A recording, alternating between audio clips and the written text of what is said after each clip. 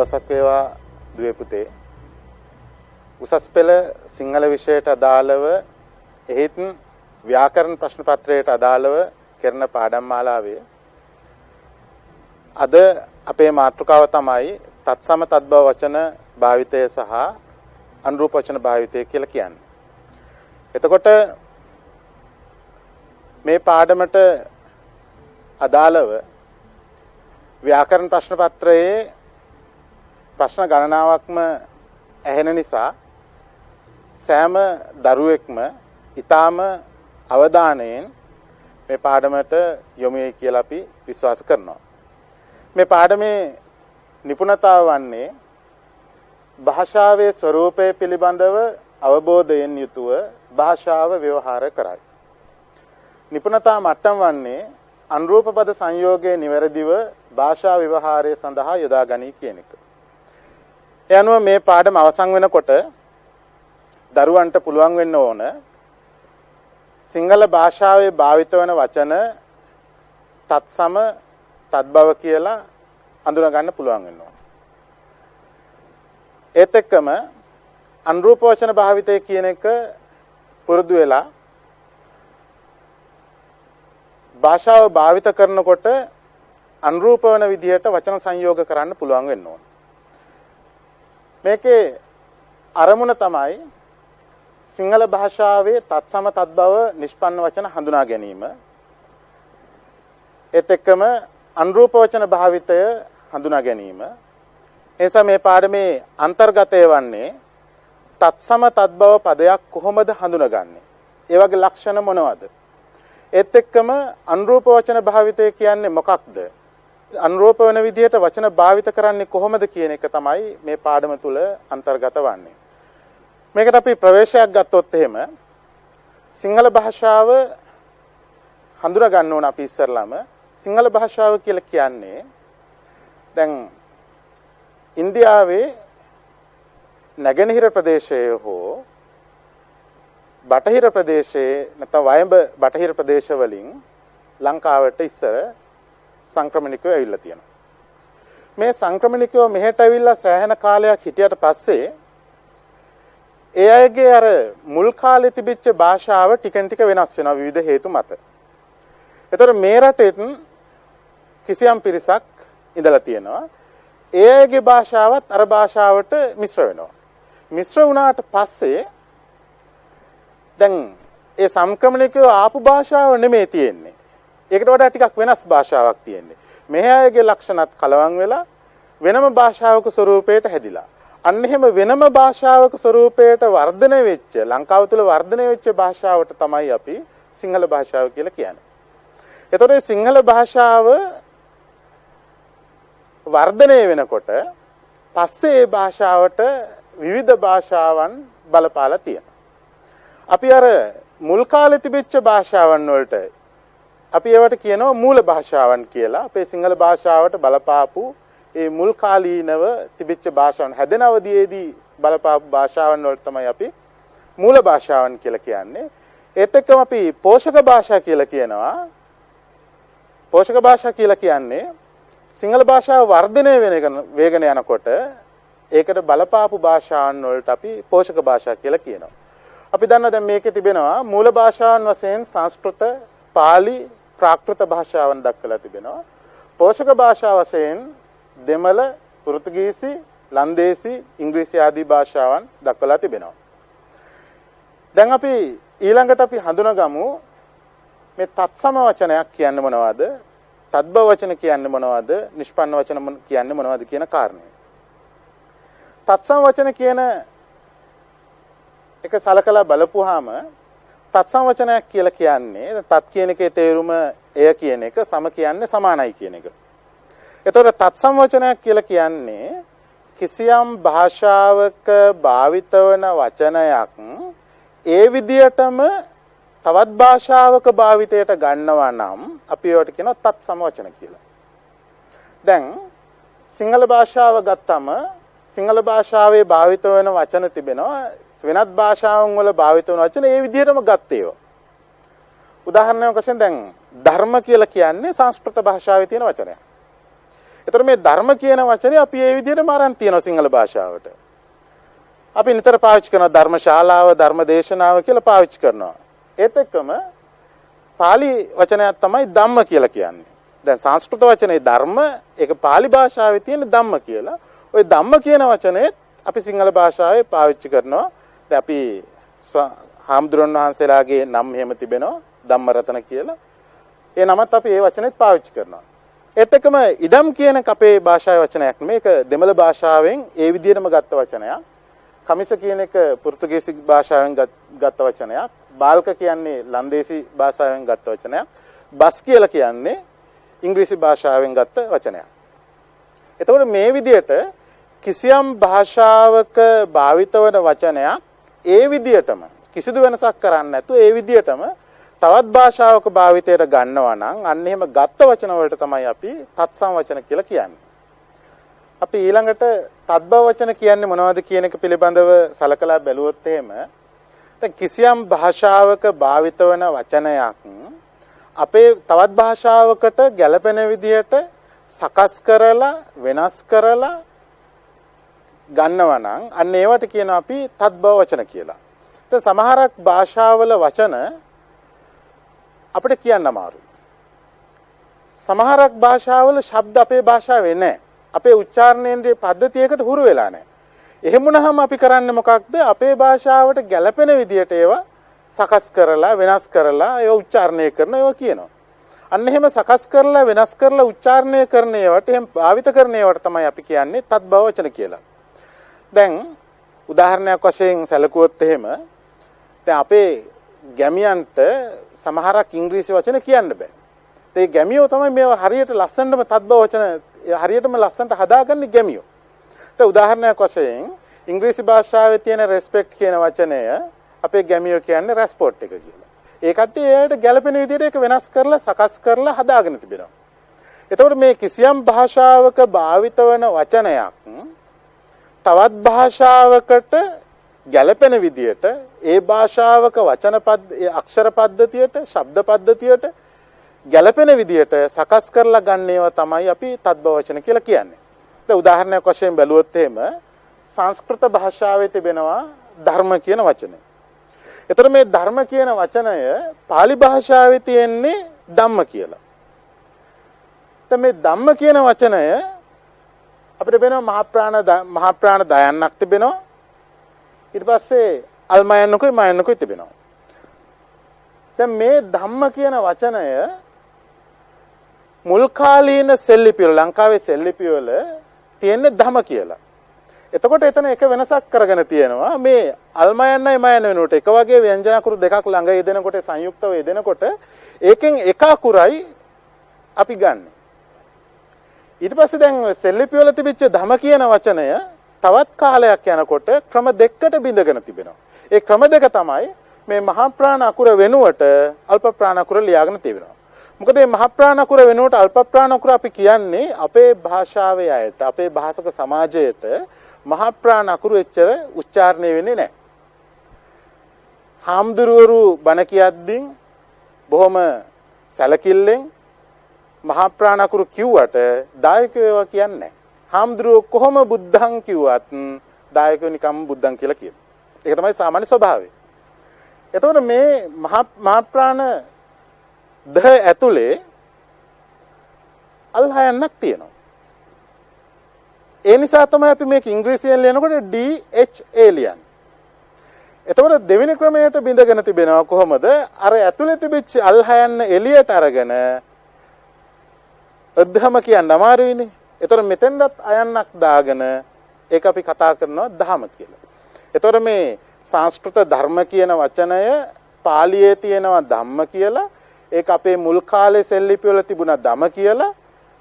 දැන් අපි ඒක භාවිත කරනවා ධම් කියලා හෝ ධම් කියලා. එතකොට මේ විදිහට බිඳලා සකස් කරලා ගන්න වචන වලට තමයි අපි තත්බව වචන කියලා කියන්නේ. ඊට පස්සේ අපි ඊළඟ වචන කාණ්ඩය තමයි නිෂ්පන්න වචන කියලා කියන්නේ. නිෂ්පන්න වචන කියලා කියන්නේ දැන් භාෂාවල තිබෙනවා වෙනත් භාෂාවකින් ගත්තායයි හිතන්න බෑ. ඒ විදිහටම ගත්තා කියලා අපිට පේන්නෙත් නැහැ. ඒ වගේම ඒ භාෂාවේ වචනයක් අපි වෙනස් කරලා සකස් කරලා ගත්තා වගේ පේන්නෙත් නැහැ. අන්න එහෙම අපිට හිතෙනවා නම් මේ වචනය මේ භාෂාවෙම හටගන්න ඇති මේ භාෂාවටම අයත් වචනයක් කියලා හිතෙනවා නම් අන්න එහෙම වචන වලට තමයි අපි නිෂ්පන්න වචන කියලා කියන්නේ. හැබැයි භාෂාවක භාවිත වෙන නිෂ්පන්න වචනයක් හොයාගන්න නම් ඒ භාෂාවත් එක්ක බලපාලා තියෙන ඒ භාෂාවේ මූල භාෂා ඒ වගේම පෝෂක භාෂා කියන මේ ඔක්කොම පිළිබඳ ලොකු අවබෝධයක් තියෙන්න ඕනේ. එහෙම නැතුව එකපාරටම මේක නිෂ්පන්නයි කියලා අපිට කියන්න බෑ. දැන් උදාහරණයක් වශයෙන් අපේ භාෂාවේ භාවිත වෙනවායයි අපි සාමාන්‍යයෙන් පිළිගන්න නිෂ්පන්න වචන කීපයක් මම දීලා තියෙන එකක් තමයි ඔළුව කියන එක. තව එකක් තමයි කොළඹ කියන එක. තව එකක් තමයි ළඳ කියන එක. තව එකක් තමයි කකුල කියන එක. දැන් ඔය ඔළුව කියන වචනේ ගත්තාම අපි දන්නවනේ සංස්කෘත භාෂාවේ මේකට කියන්නේ ශීර්ෂ කියලා. පාලි භාෂාවේ සිරස කියලා කියනවා. එතකොට ඉංග්‍රීසි භාෂාවේ හෙඩ් කියලා කියනවා. දෙමළ භාෂාවෙන් තලයි කියලා කියනවා. ඒතර මේ භාෂාවන් වල එකකවත් අපට පේන්නේ නැහැ ඔළුව කියන එකට සමාන තත්වයක්. එහෙම වචනයක් අපිට පේන්නේ නැහැ. ඒ නිසා තමයි අපි හිතන්නේ මේ ඔළුව කියන වචනය නිෂ්පන්න වචනයක් කියලා. එතකොට තත්සම් වචනයක් කියලා කියන්නේ පුතේ කිසියම් භාෂාවක භාවිත වන වචනයක් ඒ විදියටම භාවිතයට ගන්නවා නම් තවත් භාෂාවකට ඒවා තත්සම් වචන. කිසියම් භාෂාවක භාවිත වන වචනයක් සකස් කරලා බිඳලා වෙනස් කරලා ගන්නවා නම් අපි ඒවට කියනවා තත්භව වචන. තත්සම් වශයෙන් ගන්නෙත් නැතුව තත්භව වශයෙන් ගන්නෙත් නැතුව ඒ භාෂාවෙම හටගත්තායයි සිතිය හැකි වචන වලට අපි කියනවා නිෂ්පන්න වචන කියලා. එතකොට දැන් අපිට මේ පාඩමට අදාළව අවශ්‍ය වෙන්නේ තත්සම වචනයි තත්භව වචනයි හඳුනාගන්නේ කොහොමද කියන එක. දැන් හරියටම වචනයක් තත්සමද තත්භවද කියලා කියන්න නම් භාෂා ගණනාවක් දැනගන්නට ඕන. සාමාන්‍යයෙන් උසස් පෙළ විභාගයේදී තත්සම තත්භව කියන එකෙන් අදහස් කරන්නේ තත්සම කියලා කියන්නේ පාලි හරි සංස්කෘත හරි වචන කියන එක. තත්භව වචන කියලා කියන්නේ පාලියෙන් හරි සංස්කෘතයෙන් හරි බිඳිලා ආපු වචන කියන එක. එතකොට දැන් මේ කොහොමද පාලි සංස්කෘත දන්නේ නැති කෙනෙක් කිසියම් වචනයක් තත්සමද තත්භවද කියලා තීරණය කරන්නේ. දැන් පාලි සංස්කෘත දන්නවා නම් මේක තත්සමයි මේක තත්භවයි කියලා කියන්න පුළුවන්. දැන් අපි දන්නවා දරුවෝ පාලි සංස්කෘත දන්න අය නෙමෙයි. හැබැයි පාලි සංස්කෘත දන්නේ නැති වුණාට අපිට හොයන්න පුළුවන් මේ වචන තත්සමද තත්භවද කියලා ටිකක් හොයන්න පුළුවන්. සම්පූර්ණයෙන්ම නෙමෙයි යම් ප්‍රමාණයකට හොයන්න පුළුවන්. එහෙම හෙවීම සඳහා භාවිතයට ගන්න පුළුවන් ක්‍රම දෙකක් තියෙනවා. එකක් තමයි භාෂාවේ අක්ෂර පද්ධතිය අනුව අපිට තීරණය කරන්න පුළුවන් වචනය තත්සමද තත්භවද කියලා. දෙවෙනි එක තමයි වචනවල තියෙන සැකස්ම අනුව නැත්නම් ඒකේ තියෙන ලේඛන සම්ප්‍රදාය අනුව අපිට තීරණය කරන්න පුළුවන් ඒ වචනය තත්සමද තත්භවද කියන එක. එතකොට අපි භාෂාවේ අක්ෂර පද්ධතිය අනුව වචනයක් තත්සමද තත්භවද කියලා නිගමනය කරනකොට අපිට වැදගත්ම වෙන කෝඩි දෙකක් තියෙනවා. එකක් තමයි සුද්ධ සිංහල අක්ෂර පද්ධතිය. එතකොට මේ අකුරු ටික තමයි මේ පැත්තේ තියෙන මේ අකුරු ටික තමයි සුද්ධ සිංහල වචනවල. ඒ කියන්නේ තත්භව හරි නිෂ්පන්න හරි වචනවල භාවිත වෙන්නේ මේ අකුරු ටික පමණයි. එතකොට සංස්කෘත එහෙම නැත්නම් පාලි සංස්කෘත වචනවල තත්සම් වචනවල මේ කියන අකුරු ඔක්කොම භාවිත වෙනවා. දැන් ඔබ ඊටාම අවධානයෙන් මේ හෝඩි දෙක සංසන්දනය කරොත් ඔබට හොයාගන්න පුළුවන් තත්සම වචනවලයි තත්භව වචනවලයි ලක්ෂණ. මොකද මේක දැන් අපිට පැහැදිලිව පේනවා සුද්ධ සිංහල හෝඩිය ආ කියලා පටන් ගන්නවා. එතකොට සංස්කෘත හෝඩියත් ආ කියලා පටන් ගන්නවා. ඒ දෙකේම ආ කියන දෙක තියෙනවා. ඊට පස්සේ සුද්ධ සිංහල හෝඩියේ ඈ කියලා අකුරු දෙකක් තිබෙනවා. නමුත් සංස්කෘත හෝඩියට එනකොට ඈ කියන අකුරු දෙක නැහැ. දැන් එහෙනම් අපිට නිගමනයකට එන්න පුළුවන්. මොකද සංස්කෘත වචනවල ඈ අකුරු දෙක තියෙන්න විදියක් නැහැ.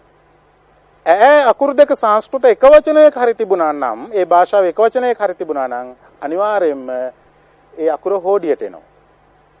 ඒ අකුර හෝඩිය නැහැ කියන එකේ තේරුම තමයි ඒ භාෂාවේ කිසිදු වචනයක ඈ දෙක භාවිත වෙන්නේ නැහැ කියන එක.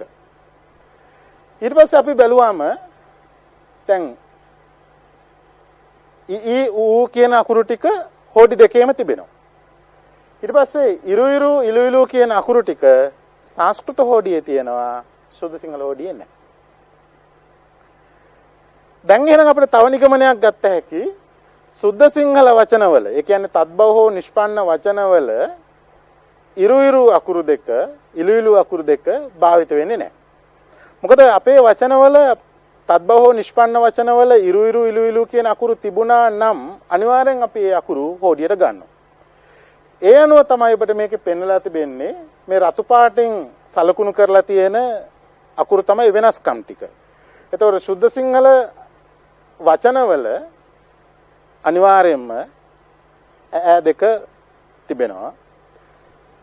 ඒත් එක්කම සංස්කෘත වචනවල ඈ දෙක නැහැ. ඊට පස්සේ ඉරු ඉරු ඉලු ඉලු කියන අකුරු තිබෙන්නේ, ශබ්ද තිබෙන්නේ තත්සම වචනවල විතරයි. තත්බව වචනවල ඒවා තියෙන විදියක් නැහැ. ඒත් එක්කම දැන් මෙතන රස්ව යන්න ඔයන්න පෙන්ලා තිබෙනවා. මේ හොඩියේ රස්ව යන්නකුයි යන්නකුයි නැහැ. ඉතින් මේ අනුව මේ අකුරු ටික දිහා බැලුවාම අපට තීරණය කරන්න පුළුවන්, හෝඩි දෙකේ වෙනස්කම් බැලුවාම අපට තීරණය කරන්න පුළුවන් තත්බව වචනවල ලක්ෂණ මොනවද, තත්සම වචනවල ලක්ෂණ මොනවද කියන එක. දැන් අපි මේක වෙනම අරන් තිබෙනවා. දැන් සුද්ධ සිංහල වචනවල ඈ දෙක අතන හෝඩියේ තිබුණා. දැන් සංස්කෘත හෝඩියේ තිබුණේ නැහැ.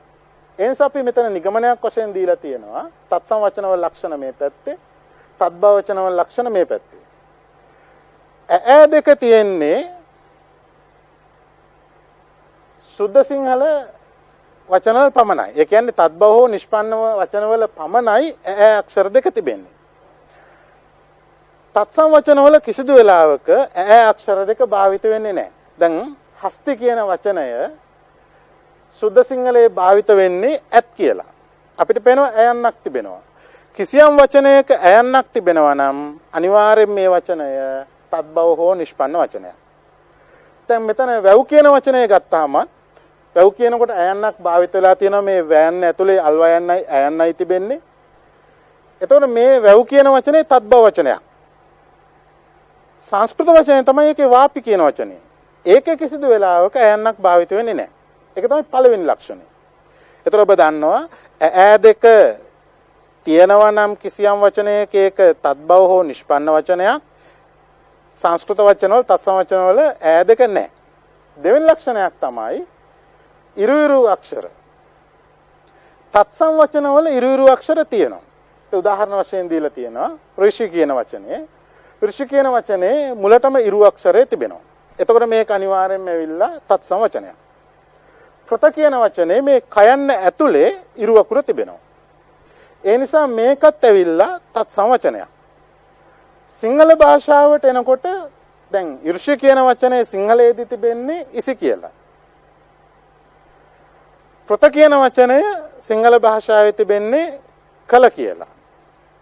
එතකොට මේ වචනවල ඉරු ඉරු අක්ෂර භාවිත වෙන්නේ නැහැ. ඊළඟ ලක්ෂණයක් තමයි ඉලු ඉලු අක්ෂර. ඒවත් තත්සම වචනවල පමණයි තියෙන්නේ. තත්බව වචනවල ඉලු ඉලු අක්ෂර භාවිත වෙන්නේ නැහැ. ඊළඟ ලක්ෂණයක් තමයි රස්ව ඒෝ අක්ෂර දෙක. සංස්කෘත හෝඩියේ සංස්කෘත භාෂාවේ රස්ව යන්නකුයි ඔයන්නකුයි නැහැ.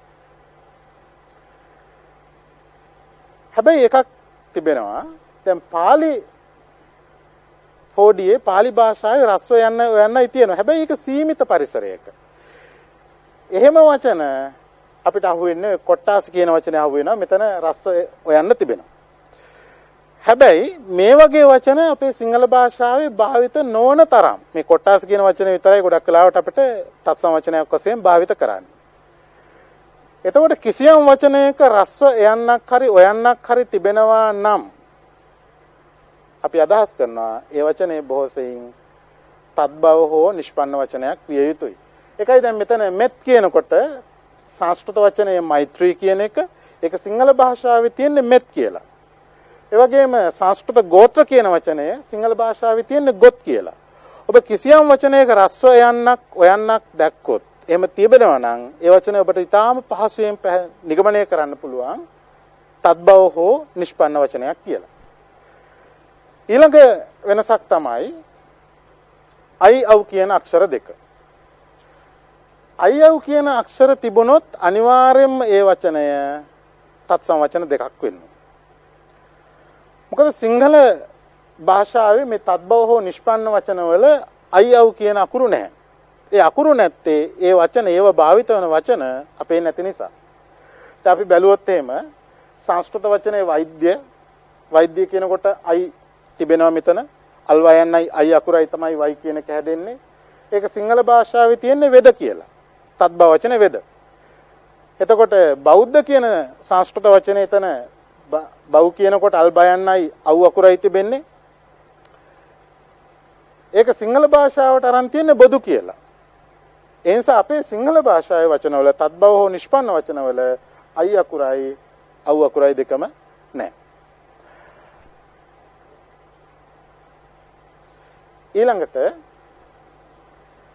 මහ ප්‍රාණ අකුරක් කිසියම් වචනයක තිබෙනවා නම් අනිවාර්යයෙන් මේ වචනය තත්සම් වචනයක් විය යුතුයි. මොකද තත්බව වචනවලයි නිෂ්පන්න වචනවලයි මහ ප්‍රාණ අකුරු නැහැ. දැන් හොඳට බලන්න ධර්ම කියන වචනය අපි දම් කියලා තමයි සිංහල භාෂාවේ භාවිත කරන්නේ. සංස්කෘත භාෂාවේ කතා කියලා මහ ප්‍රාණ තායන් ලියන වචනය සිංහල භාෂාවේ භාවිත කරන්නේ කතා කියලා අල්ප ප්‍රාණ වශයෙන්. ඒ අපිට මහ ප්‍රාණ අකුරු නැති නිසා. ඊළඟට ං සහ ඤ කියන අක්ෂර තිබෙන්නේ තත්සම් වචනවල පමණයි. කිසියම් වචනයක ං කියන අකුර හරි ඤ කියන අකුර හරි තිබෙනවා නම් ඒ වචනේ අනිවාර්යයෙන්ම තත්සම් වචනයක් විය යුතුයි. දැන් ලංකා කියන වචනය සිංහල භාෂාවේ තිබෙන්නේ තත්බව වෙලා තිබෙන්නේ ලක් කියලා. ප්‍රඥා කියන වචනය සංස්කෘත වචනය පාලියේ පඤ්ඤා කියලා තිබෙනවා. ඒක සිංහලයේ පැන කියලා තමයි භාවිත වෙන්නේ. අක්ෂර වින්‍යාස නීති අනුව නම් පරිණාම නීති අනුව නම් දන්තජ ණයන්න විය යුතුයි. නමුත් මූර්ධජ ණයන්නත් භාෂාවේ සම්මතයක් වශයෙන් භාවිත වෙනවා. ඊළඟට විශේෂම ලක්ෂණයක් තමයි ච අක්ෂරය කියන එක. ච අක්ෂරයේ තියෙන්නේ තත්සම් වචනවල පමණයි. අපි දන්න දැන් සිතාසංග්‍රහ හෝඩිය කියාගෙන යනකොට අපි කියන්නේ කගජ, තඩන, තදන කියලා. එතන කිසිදු වෙලාවක අපි චයන්නක් කියන්නේ නැහැ. චයන්න කිසියම් වචනයක තිබුණොත් එහෙම අනිවාර්යයෙන්ම ඒ වචනය තත්සම් වචනයක්. ඔය චයන්න තියෙන වචන සිංහල භාෂාවට ඇවිල්ලා තියෙන්නේ එක්ක දයන්න වෙලා එහෙම නැත්නම් සයන්න වෙලා. දැන් බලන්න චන්ද්‍ර කියලා සංස්කෘත වචනයක් තිබෙනවා. ඒක සිංහල භාෂාවට ඇවිල්ලා තිබෙන්නේ සඳ කියලා. මේ චයන්න වෙනුවට තමයි මේ සයන්න ලියාගෙන තිබෙන්නේ. ඒත් එක්කම ආචාර්ය කියන තැන තියෙන මේ චයන්න සිංහල භාෂාවේ මුල්ම කාලේ ඇජුරු කියලා තිබුණා. දැන් ඒක ජයන්න වෙනුවට දයන්න උච්චාරණය කරලා ඇදුරු කියලා තියෙනවා. ඒ අනුව කිසියම් වචනයක ඔබ චයන්නක් දකිනවා නම් අනිවාර්යයෙන්ම ඔබ නිගමනය කරන්න ඒ වචනය තත්සම් වචනයක්. ඊළඟ ලක්ෂණයක් තමයි තාල්ජ ෂය අකුරයි මූර්ධජ ෂය අකුරයි. තාල්ජ ෂය අකුරයි මූර්ධජ ෂය අකුරයි තිබෙන්නේ තත්සම් වචනවල පමණයි. සිංහල භාෂාවේ තත්බව හෝ නිෂ්පන්න වචනවල කිසිදු වචනයක තාල්ජ ෂය අකුරයි මූර්ධජ ෂය අකුරයි භාවිත වෙන්නේ නැහැ. දැන් උදාහරණයක් වශයෙන් බැලුවොත් ශාලා කියන වචනය ගත්තාම තත්සම් වචනේ ශාලා සංස්කෘත වචනයක්. දැන් මේ වචනය අපේ සිංහල භාෂාවේ භාවිත වෙන්නේ සල එහෙම නැත්නම් හල කියලා. ඒත් එක්කම භාෂා කියනකොට මූර්ධ ශයන්නක් තිබෙනවා තත්සම් වචනයක්. ඒක සිංහල භාෂාවේ භාවිත වෙන්නේ බස කියලා. එතන අපි මූර්ධ ශයන්න ලියන්නේ නැහැ. ඒත් එක්කම ඊළඟ ලක්ෂණයක් තමයි ල අක්ෂරය. මූර්ධජ ල අක්ෂරය. දැන් මූර්ධජ ල අක්ෂරය සංස්කෘත තත්සම් වචනවල නැහැ. හැබැයි පාලි තත්සම් වල තිබෙනවා. දැන් සිංහලයේත් සුද්ධ සිංහලයේ වචන වලත් මූර්ධජල තිබෙනවා. ඒ නිසා ගොඩක් බොහෝ වෙලාවට මූර්ධජල එනවා නම් එය තද්භව හෝ නිෂ්පන්න වීමේ ඉඩකඩ වැඩි. සම්පූර්ණයෙන්ම තද්භව හෝ නිෂ්පන්න කියලා කියන්නේ නැහැ. ඒකට හේතුව තමයි පාලි තත්සම් වල මූර්ධජල භාවිත වෙනවා. බොහෝ සෙයින්ම මූර්ධජල එනවා නම් තද්භව හෝ නිෂ්පන්න වෙන්න පුළුවන්. ඊළඟ ලක්ෂණය තමයි විසර්ගය. විසර්ගය තිබෙනවා නම් අනිවාර්යෙන් මේ වචනය තත්සම් වචනයක්. සුද්ධ සිංහල වචනවල විසර්ගය භාවිත වෙන්නේ නැහැ. දැන් සංස්කෘතයේ අන්තఃපුර කියනකොට මෙතන විසර්ගය භාවිත වෙලා තිබෙනවා. මේ අන්තఃපුර කියන වචනේ සිංහල භාෂාවේ තියෙන්නේ ඇතවුර කියලා.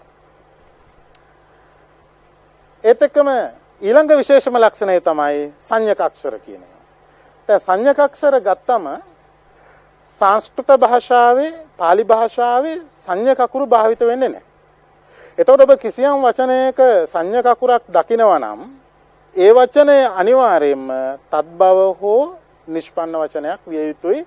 මොකද සංඥක අකුරු තියෙන්නේ සුද්ධ සිංහල හෝඩියේ පමණයි. සංස්කෘත හෝඩියෙත් නැහැ, පාලි හෝඩියෙත් නැහැ. ඒ කියලා කියන්නේ සංඥක අකුරු සංස්කෘත භාෂාවෙත් නැහැ, පාලි භාෂාවෙත් නැහැ. දැන් අර ලක්ෂණ ඔක්කොම ටික හෝඩිය අනුව කියන්න පුළුවන් ලක්ෂණ. ඊට පස්සේ තව ලක්ෂණ සමූහයක් තියෙනවා වචනවල සකස්ම අනුව එහෙම නැත්නම් ලේඛන සම්ප්‍රදාය අනුව අපිට කියන්න පුළුවන් මේ වචනේ තත්සම් වචනයක්ද තද්භව වචනයක්ද කියලා.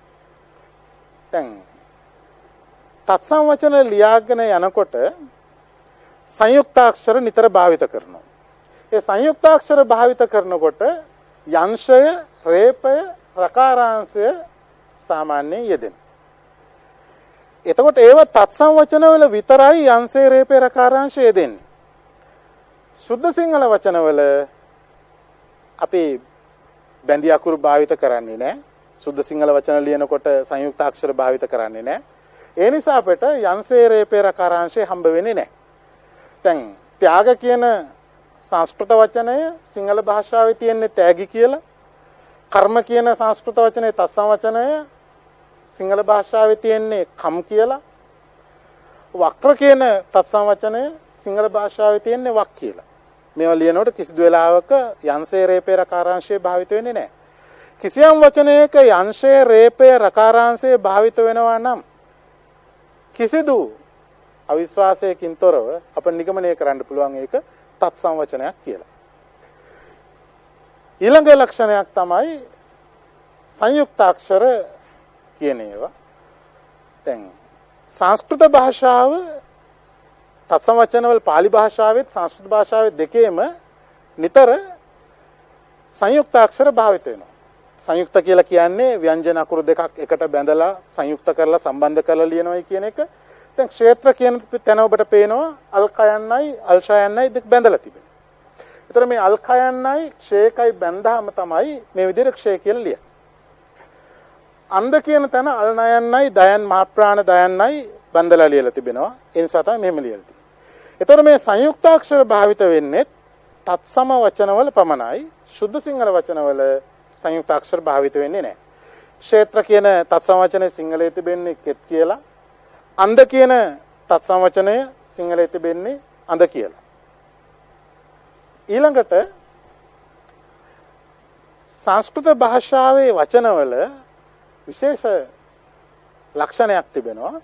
ඒ භාෂාවේ සමහරක් වචනවල මුලටම හල් ලකුරක් එනවා. දැන් අපිට පේනවා ස්තුති කියන වචනේ මුලටම හල් ලකුරක් ඇවිල්ලා තිබෙනවා.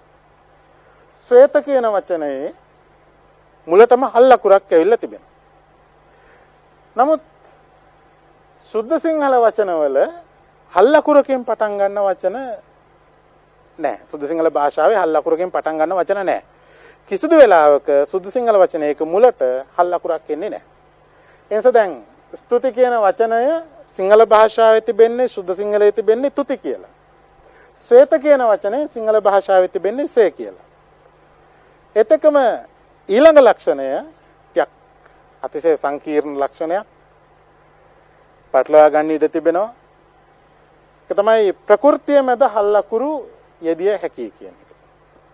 දැන් සංස්කෘත පාලි තත්සම් වචනවල ප්‍රകൃතිය මැද හල්ලකුරු යෙදෙනවා. ප්‍රകൃතිය කියලා කියන්නේ වචනයක මුල්ම ස්වභාවය. දැන් ආත්මය කියන එකේ ප්‍රകൃතිය ආත්ම, දන්තය කියන එකේ ප්‍රകൃතිය දන්ත කියන එක. එතකොට මේ වචනවල ප්‍රകൃතිය මැද හල්ලකුරක් යෙදෙනවා. සංස්කෘත වචනවල තත්සම වචනවල ප්‍රകൃතිය මැද හල්ලකුර යෙදෙනවා. ඔබට දකින්න පුළුවන්. තද්භව වචනවල ප්‍රകൃතිය මැද සාමාන්‍යයෙන් හල්ලකුරු යෙදෙන්නේ නැහැ. සාමාන්‍යයෙන් හල්ලකුරු යෙදෙන්නේ නැහැ. දැන් ඔබගේ සිහියට එකපාරට එනවා යම් යම් වචන. ඔබට හිතෙන්න පුළුවන් අර වචනේ හල්ලකුරක් මැදට තියෙනවනේ. එහෙනම් ඒක තත්සම් වෙන්න ඇති කියලා. දැන් අපි හිතමුකෝ එහෙම නැගෙන වචනයක් තමයි වත්ත කියන වචනේ. දැන් බහන්න පුළුවන් වත්ත කියන එක මැද හල්ලකුරක් තිබෙනවනේ. ඒක එහෙනම් තත්සම් වෙන්න ඇතිනේ කියලා. මතක තියාගන්න ඕන වත්ත කියන වචනය ප්‍රകൃතිය නෙවෙයි. ඒක ප්‍රകൃතිය තමයි වතු කියන එක. ඒතකොට අපි මේ ලක්ෂණය කියන්නේ ප්‍රകൃතිය මැද හල්ලකුරු යෙදෙන්නේ නැහැ කියන එක තමයි කියන්නේ. ඊට පස්සේ ඔබට ප්‍රകൃතිය කිව්වහමත් ඔබ හිතන්න පුළුවන් දැන් වචනයක ප්‍රകൃතිය හොයාගන්නෙත් ඔබ දන්නවා වචනයක ප්‍රകൃතිය හොයාගන්නේ කොහොමද කියලා. කිසියම් වචනයකට මුලින් විශේෂණයක් වශයෙන් යොදන්නේ ප්‍රകൃතිය.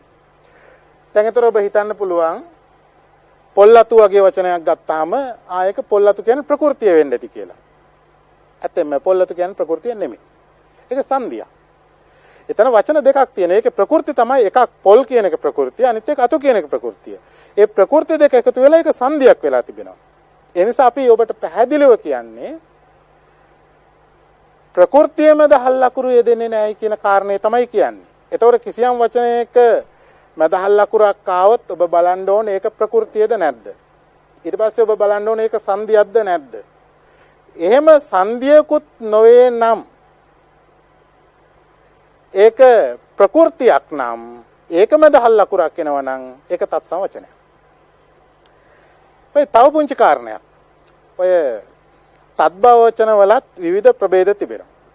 එක ප්‍රභේදයක් තියෙනවා ජනකෘත තද්භව කියලා. ඒ කියලා කියන්නේ ක්‍රමානුකූලව භාෂාව පරිණාමය වෙන විදියට නෙමෙයි පරිණාමය වෙලා තිබෙන්නේ. මිනිස්සු ගමේ ඉන්න මිනිස්සු ඒ අයට කියවෙන විදියට හිතාමතා වෙනස් කරලා සකස් කරගත්ත වචන තිබෙනවා. ඒවට කියන්නේ ජනකෘත තද්භව කියලා. දැන් පාත්‍රා කියන වචනේ තත්සම වචනේ ගත්තාම ඒක නියමානුකූල විදියට තද්භව වෙනවා නම් වෙන්න ඕන පා කියලා. පා සිවුරු හැරගෙන කියලා අපි කියන්නේ. නමුත් ගම්වල මිනිස්සු ඒක පාත්‍රය කියලා කියනවා. පාත්‍රා කියන එක පාත්‍රය කියලා කියනවා. එතකොට අන්න අර ප්‍රകൃතිය මැද හල්ලකුර කියන එක ඇවිල්ලා තිබෙනවා. ගම් කියන රස්නේ වගේ වචන වලත් තියෙන්න පුළුවන්. ඒ නිසා මේ කාරණය ප්‍රകൃතිය මැද හල්ලකුර කියන කාරණය හරි සංකීර්ණ කාරණයක්. ඒක ඊටාම පැහැදිලිව අවබෝධ කරගන්න ඕන. ප්‍රകൃතිය මැද හල්ලකුරක් යෙදෙන්නේ නැහැ කියන එක තමයි අපි කියන්නේ. ඊළඟට තියෙන කාරණේ තමයි සමහරක් දැන් අපි හෝඩි දෙක සංසන්දනය කරනකොට අපි දැක්කා සමහරක් අකුරු හෝඩි දෙකේම තියෙනවා. දැන් අයන්න හෝඩි දෙකේම තියෙනවා. ආයන්නත් හෝඩි දෙකේම තියෙනවා. මේ හෝඩි දෙකේ සමාන ලක්ෂණ තියෙන නිසා අපි දන්නවා සමහර වචන තිබෙනවා ලක්ෂණ අනුව පාලිද සංස්කෘතද සුද්ධ සිංහලද කියලා හොයන්න බෑ. තත්සමද කියලා හොයන්න බෑ. තද්භවද නිෂ්පන්නද කියලා හොයන්න බෑ. එහෙම වචනත් අපේ භාෂාවේ තිබෙනවා. එහෙම වචන තියෙනකොට අපි දැනගන්න ඕන එහෙම වචන යම් ප්‍රමාණයක් තිබෙනවා. ඒවා වෙනම ලියලා තත්සම් වචනේ මොකක්ද තද්භව වචනේ මොකක්ද කියලා ලියලා අවබෝධ කරගන්න ඕන. තත්සම් වචනේ තමයි ආහාර කියන එක. ඒකේ තද්භව වචනේ තමයි ආහාර කියන එක. තත්සම් වචනේ තමයි කාලය කියන එක. තද්භව වචනේ තමයි කල කියන එක. තත්සම් වචනේ තමයි නයන කියන එක. තද්භව වචනේ තමයි නුවන් කියන එක. දැන් මේ වචන ගත්තම මේව හොයන්න බෑ. ලක්ෂණ අනුව හොයන්න බෑ තත්සමද තද්භවද කියලා. එහෙම වචනත් භාෂාවල තිබෙනවා. ඒ නිසා ඒව වෙනම ලියලා අවබෝධ කරගන්න ඕන. බැලූ බැල්මට නම් සමහරක් වචන දිහා බැලුවාම පේනවා තත්සම වචන වල දීර්ඝ ස්වර ටිකක් වැඩි වගේ. තත්බ වචන වල දීර්ඝ ස්වර ටිකක් අඩුයි වගේ. ඒක එක ලක්ෂණයක් වශයෙන්ම ගන්න බෑ. මොකද තත්බ වචනක් තිබෙනවා දීර්ඝ ස්වර තිබෙනවා. ඊට පස්සේ මේ ඒ කාරණයටත් වඩා සංකීර්ණ කාරණයක් තමයි සමහරක් වචන තියෙනවා සංස්කෘතයේ පාලියේ සිංහලයේ සමානවම යෙදෙන. ඒකට වෙනම වචන නැහැ. ඒකම තමයි වචනේ.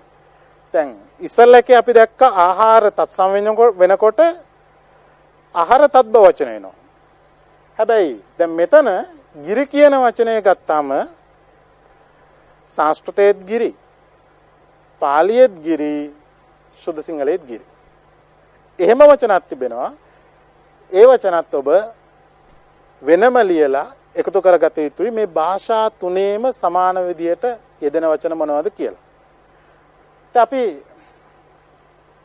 බැලුවොත් එහෙම මේ තත්සම තත්බව පාඩමෙන් විභාග ප්‍රශ්නය සකස් කරන්නේ කොහොමද? මොන වගේ ප්‍රශ්නයක්ද විභාගෙට ඇහෙන්නේ කියන එක අපි අවබෝධ කරගන්න ඕන මේ පාඩම ඉගෙන ගන්නකොට. එතකොට තමයි අපි තේරුම් ගන්න ඕන කොයි මට්ටමෙන්ද මේ පාඩම ඉගෙන ගත යුත්තේ කියන එක. දැන් මේ පාඩමට අදාළව කෙටි ප්‍රශ්නයක් ඇහෙනවා ව්‍යාකරණ ප්‍රශ්න පත්‍රයේ අංක 1 ඔබ දන්නවා කෙටි ප්‍රශ්න 20ක් තිබෙන්නේ. ඒ කෙටි ප්‍රශ්න 20 එකේ 7 වෙනි ප්‍රශ්නයේ වශයෙන් තත්සම පද පමණක් අන්තර්ගත වර්ණය තෝරන්න කියලා දෙනවා. මේක 2011 වර්ෂයේ උසස් පෙළ ප්‍රශ්න පත්‍රයෙන් ගත්ත ප්‍රශ්නයක්. දැන් තත්සම පද පමණක් යෙදී ඇති වර්ණය තෝරන්න කියලා වර්ණ 5ක් දෙනවා. ඔබ මේකේ තත්සම වචන පමණක් තියෙන වර්ණය තෝරලා මෙතන ඊට අදාළ අංකය ලිවිය යුතුයි. ඒක තමයි සාමාන්‍ය ක්‍රමවේදය. දැන් අපි ඉස්සෙල්ලා ඉගෙන ගත්ත ලක්ෂණ අනුව බලාගෙන ගියොත් එහෙම මුග්ධ කියන වචනය තත්සම වචනයක්. මේක තත්සම කියලා නිගමනය කරන්න හේතු දෙකක් කියන්න පුළුවන්. එකක් තමයි බැලූ බැල්මටම පේනවා මහ ප්‍රාණ ද තිබෙන. මහ ප්‍රාණ ද තිබෙන නිසා මේක තත්සම වචනයක් කියලා කියන්න පුළුවන්. එහෙම නැත්නම් මේක ප්‍රകൃතිය මුග්ධ. ඒ නිසා ප්‍රകൃතිය මත හල් ලකුර තියෙන නිසා මේ වචනේ තත්සම වචනයක් කියලා අපිට නිගමනය කරන්න පුළුවන්. ප්‍රධානය කියන එක ගත්තොත් මේකත් බැලූ බැල්මටම තත්සම වචනයක් කියලා නිගමනය කරන්න පුළුවන්. රකාරාංශයක් ලියලා තිබෙනවා. රකාරාංශය තිබෙන වචන අපි තත්සම වචන කියලා ඉගෙන ගත්තේ. ඒ අනුව මේකත් තත්සම වචනයක්. ඊළඟට බිම කියලා වචනයක් තිබෙනවා. අපි ඉගෙන ගත්ත කිසිදු ලක්ෂණයකට මේ වචනේ අහු වෙන්නේ නැහැ. අර ඉගෙන ගත්ත කිසිදු ලක්ෂණයකින් කියන්න බෑ මේ වචනේ තත්සම වචනයක්ද තත්බව වචනයක්ද කියලා කියන්න බෑ. ඒකයි අපි කිව්වේ එහෙම වචනත් භාෂාවේ තිබෙනවා. ඒව වෙනම ලියලා පුරුදු වෙන්න ඕනේ. ඒව වෙනම මතක තියාගන්න ඕනේ. අපි මේ වචනය නොදන්නා නිසා මේ ප්‍රශ්නේ මෙහෙම තියමු. ඊට පස්සේ ඊළඟ වචනේ තිබෙනවා බිහිති කියලා. බිහිති කියන වචනය ගත්තම මහ ප්‍රාණ බ අකුර තිබෙනවා. ඒ නිසා මේ වචනය තත්සම වචනයක්. අපිට සැකසහිත තිබෙන්නේ මේ බිම කියන වචනේ පමණයි. දෙවෙනි වර්ණය බලාගෙන ගියොත් එහෙම පළවෙනි වචනේ කල්පාන්ත. මැද හල් ලකුරු තිබෙනවා. අපි බලන්න ඕනේ මේක ප්‍රകൃතියක්ද කියන එක. ඔබ දන්නවා කල්පාන්ත කියන එක කියන තැන වචන දෙකක් තිබෙනවා. මේක සංදියක්. සංදියේ වචන දෙක තමයි කල්ප අන්ත. එතකොට කල්ප කියන්නේ ප්‍රകൃතියක්. අන්න ප්‍රകൃතිය මැද හල් ලකුරක් තිබෙනවා. එහෙනම් තත්සමයි. අන්ත කියන්නේ ප්‍රകൃතියක්. ඒක මැදත් තත්සම ඒක මැද හල් ලකුරක් තිබෙනවා. ඒ නිසා මේකත් තත්සම වචනයක්. මනෝවිද්‍යාව කියන වචනය ගත්තම යන්සයක් තිබෙනවා. ඒ නිසා මේක තත්සම වචනයක්. ප්‍රශස්ත කියන තැන ලක්ෂණ තුනක්ම තිබෙනවා. මේක තත්සම වචනයක් කියලා හොයන්න පුළුවන්. එකක් තමයි රකාරාංශයක් තිබෙනවා. ඒ නිසා තත්සමයි. තාල්ජස්ය අකුරු තිබෙනවා. ඒ නිසා තත්සමයි. ප්‍රශස්ත කියන තැන මැද ප්‍රകൃතිය මැද හල් ලකුරක් ඉදලා තියෙනවා. ඒ නිසා තත්සමයි. අභ්‍යවකාශ කියන එකෙත් ලක්ෂණ තුනක් තිබෙනවා.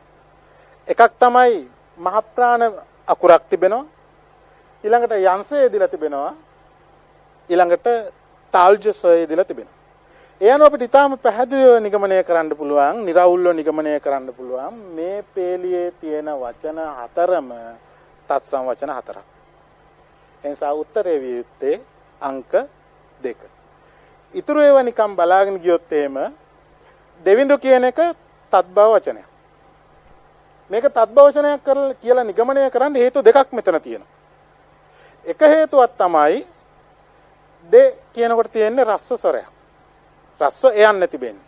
අපි කිව්වා රස්ව යන්න රස්ව ඔයන්න ආවොත් ඒවා බොහෝසෙයින් තත්බව වචන කියලා. ඊළඟට දෙවිඳු කියන තැන සංඥක අකුරක් තිබෙන්නේ. සංඥක අකුර වෙනවා නම් අනිවාර්යෙන් මේවා තත්බව වචන කියලා කිව්වා. විමසුම කියන වචන නම් එහෙම හොයන්න බෑ. ඊට අදාළ සංස්කෘත වචනේ තමයි විමර්ශන කියන එක. පාලි වචනේ තමයි විමර්ශන කියන එක. ඒක තමයි සිංහලේ විමසුම කියලා තියෙන්නේ. ඒක ලක්ෂණ වලින් හොයන්න බෑ. කම්කිරිය කියන වචනේත් ලක්ෂණ වලින් හොයන්න බෑ. නමුත් මේක තත්බව වචනයක්. කර්ම ක්‍රියා කියන එක. සිදස් සංග්‍රහව කියන එක නම් හොයන්න පුළුවන්. මේක සංග්‍රහව කියනකොට සංඥා කකුරක් තිබෙනවා. ඒ නිසා අනිවාර්යෙන් මේක තත්බව වචනයක්. හතරවෙනි පේලිය ගත්තම සාර ගර්භ කියන තැන ලක්ෂණ දෙකක් තිබෙනවා. ගර්භ කියනකොට ප්‍රകൃතියම දහල් අකුරක් තිබෙනවා. ඊළඟ මහ ප්‍රාණ භ අකුර තිබෙනවා. ඒ නිසා මේක තත්සම වචනයක්. ශ්‍රී විභූතිය කියන තැන තාල්ජස තිබෙනවා. ප්‍රකාරාංශයක් තිබෙනවා. මහ ප්‍රාණ අකුරක් තිබෙනවා. තත්සම වචන.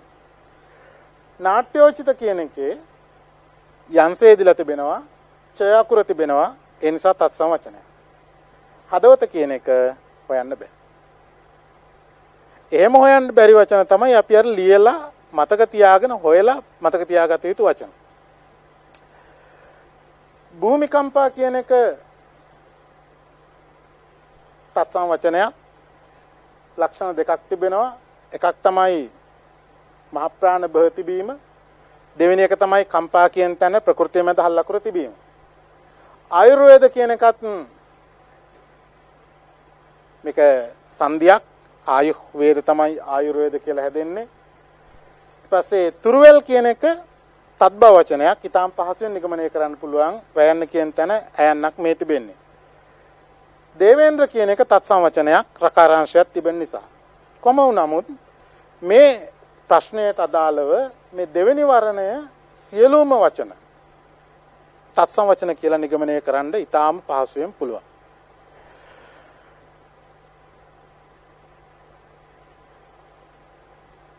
ඊළඟට 2019 වර්ෂයට අදාළ ප්‍රශ්නය දීලා තිබෙන්නේ. මේකේ උත්තරේ තමයි නිර්ධන, නිර්ගුණ, නිර්මල, නිර්මාණ කියන එක. බැලු බැල්මටම මේ ප්‍රශ්නේ උත්තරය නිගමනය කරන්න පුළුවන්.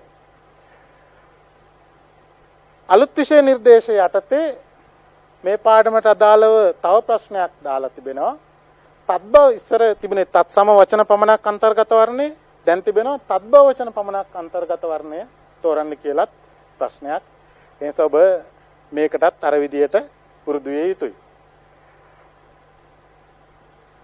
ඊළඟට අපිට මේ පාඩමට අදාළව තියෙන වැදගත්ම කොටස තමයි අනුරූප වචන භාවිතය කියන එක.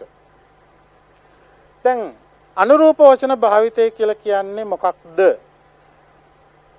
අපි කල්පනා කරලා බැලුවොත් අනුරූප කියන්නේ ගැළපෙනවයි කියන එකනේ. ගැළපෙන විදිහට වචන භාවිත කරනවා. කොහොමද ගැළපෙනවයි කියන්නේ? මොකද්ද ගැළපෙන්න ඕන? අපි දන්නවා විශේෂණ විශේෂ්‍ය කියලා දෙකක් තිබෙනවා. විශේෂ්‍ය කියන්නේ විස්තරයට ලක් වෙන පද, විස්තර කිරීමට ලක් වෙන පදය.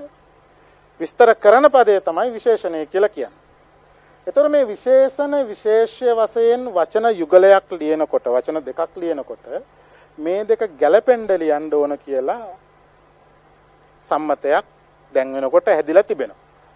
සිංහල භාෂාවේ අතීතයේ එහෙම එකක් නොතිබුණු බවකුත් පේනවා. නමුත් මෑතක සිට එහෙම සම්මතයක් හැදිලා තිබෙනවා. ඒතර විශේෂණ විශේෂ්‍ය ගැළපෙනවයි කියලා කියන්නේ මොකක්ද? කොහොමද ගැළපෙන්නේ? ඒක බැලුවොත් එහෙම අනුරූපයි කියලා කියන්නේ විශේෂණය තත්සම නම් විශේෂයත් තත්සම විය යුතුයි. මුල් වචනේ තත්සම නම් දෙවෙනි වචනේ තත්සම වුණොත් ඒ ගැළපීම නිවැරදි. තත්සම අනුරූපයි. උදාහරණයක් දීලා තිබෙනවා චන්ද්‍ර මණ්ඩලය. දැන් චන්ද්‍ර කියන්නේ තත්සම වචනයක්, මණ්ඩලයත් තත්සම වචනයක්. මුල් වචනේ තත්සම, දෙවෙනි වචනේ තත්සම, එනිසා ඒක නිවැරදි.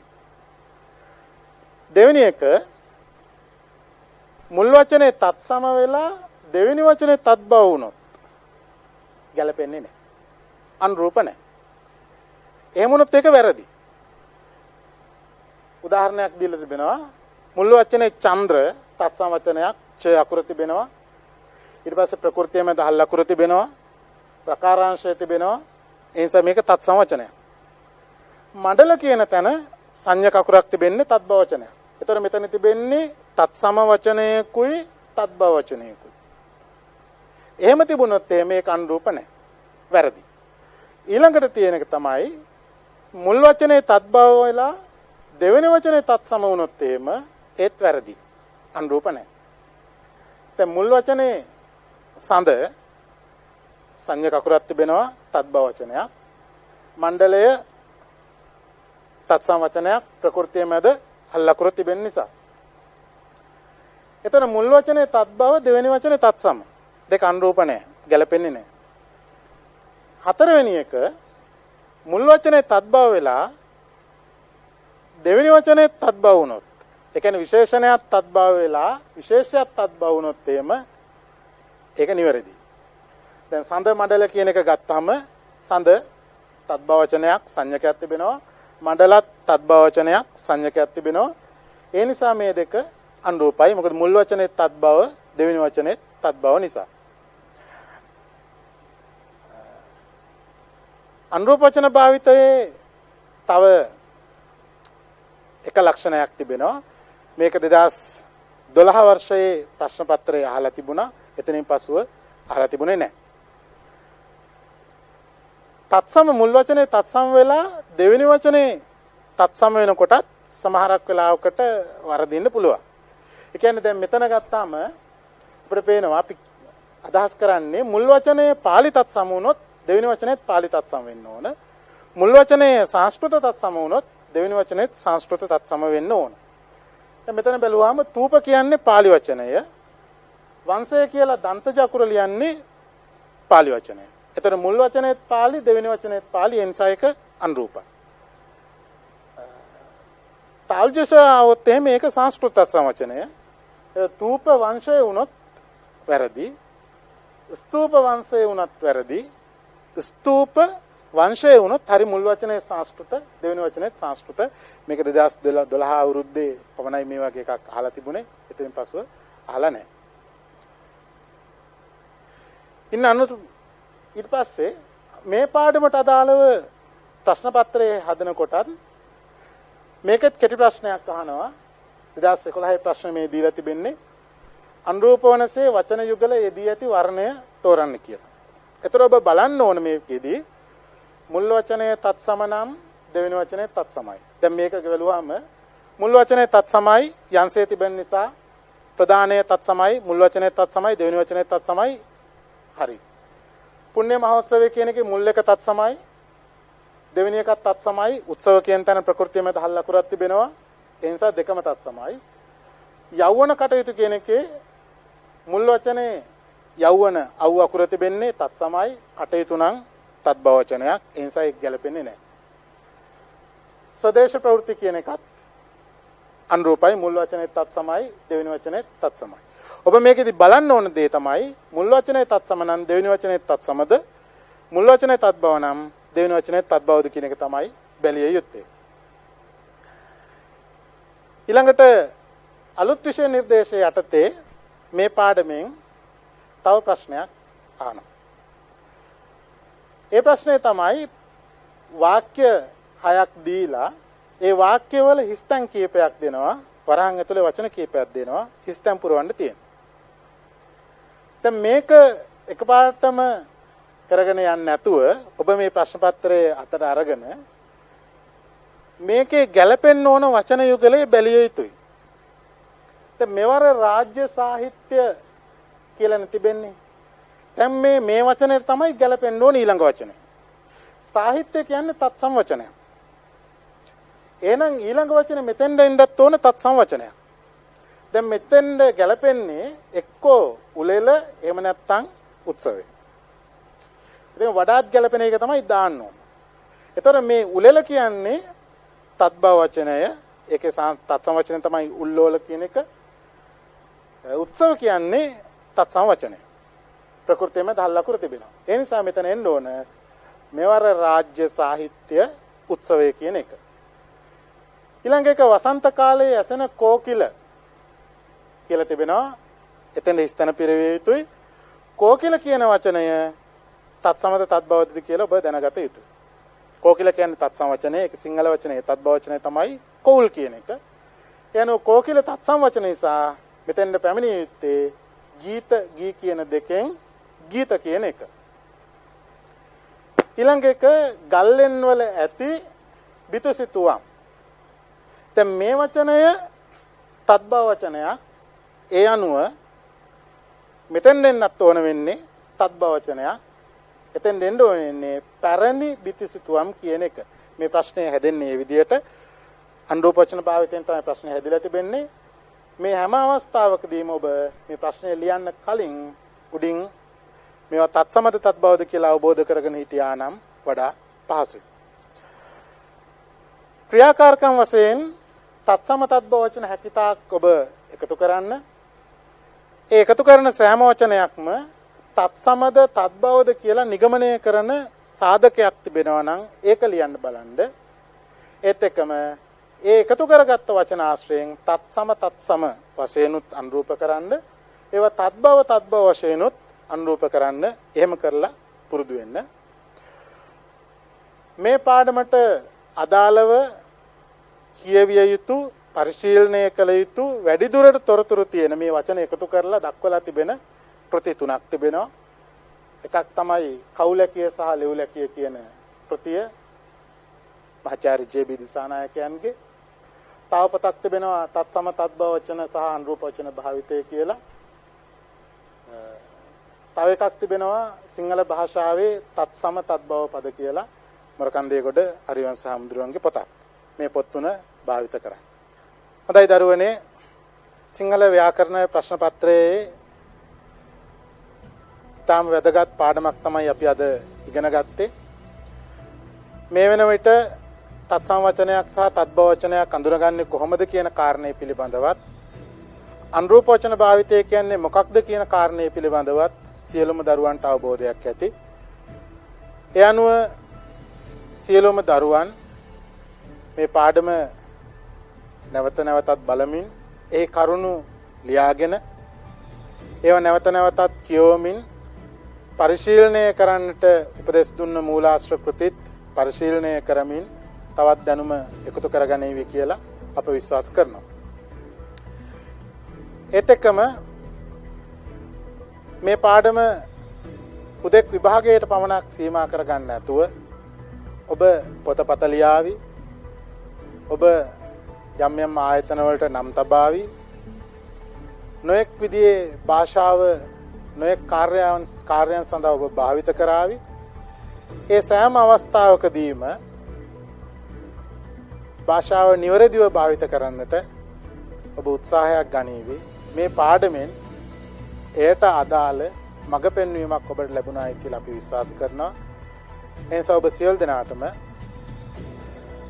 සාර්ථකව විභාගයට මුහුණ දීලා ජය ගන්නට ලැබේවායි කියලා මම ප්‍රාර්ථනා කරනවා.